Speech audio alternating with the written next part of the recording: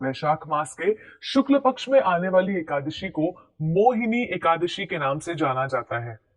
इस एकादशी का महत्व इतना विशेष है कि स्वयं भगवान श्री राम ने भी अपने गुरु वशिष्ठ मुनि से इस एकादशी के विषय में जानने की उत्सुकता दिखाई थी।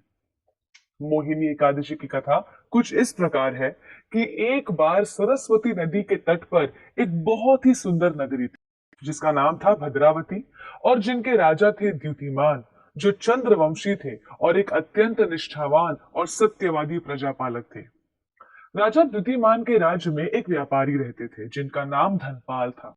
धनपाल बहुत धनी थे और भगवान विष्णु के बहुत बड़े भक्त होने के लिए बहुत दानी, विनम्र और यज्ञ में पूर्ण आस्था रखने वाले थे। धनपाल के 5 पुत्र थे, सुमन, द्युतिमान, मेधावी, सुकृति और दृष्टबुद्धि। दृष्टबुद्धि दुराचारी था। अवांछित चीजों का खान पान करना, वैश्याओं के साथ संग करना, इन सब में लीन रहता था। धनपाल ने एक दिन अपने इस पुत्र को घर से निकाल दिया। वन वन भटक रहे दृष्टबुद्धि भूख के मारे जंगलों के जानवरों को मारकर खाने लगा। एक दिन भटकते भटकते वो कौंडिन्य मुनि के आश्रम पहुंच गया। मुनि के दर्शन करके दृष्ट बुद्धि उनके पैर पर गिर गया और अपने दुराचार जीवन से मुक्ति पाने का रास्ता पूछने लगा।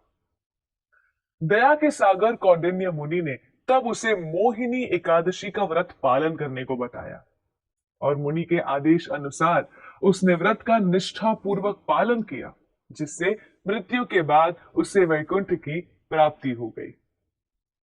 गरुड़ पुराण में वर्णन आता है कि संसार के रचयिता ब्रह्मा जी भक्त शिरोमणि नारद मुनि को बताते हैं कि एकादशी व्रत का पालन उस दिन करना चाहिए जिस दिन पूरी तरह से एकादशी की तिथि हो, या फिर उस दिन करना चाहिए जिस दिन एकादशी तिथि और द्वादशी तिथि मिश्रित हो। नहीं तो उस दिन व्रत का पालन करना चाहिए जिस दिन एकादशी तिथि, द्वादशी तिथि और त्रयोदशी तिथि का मेल हो।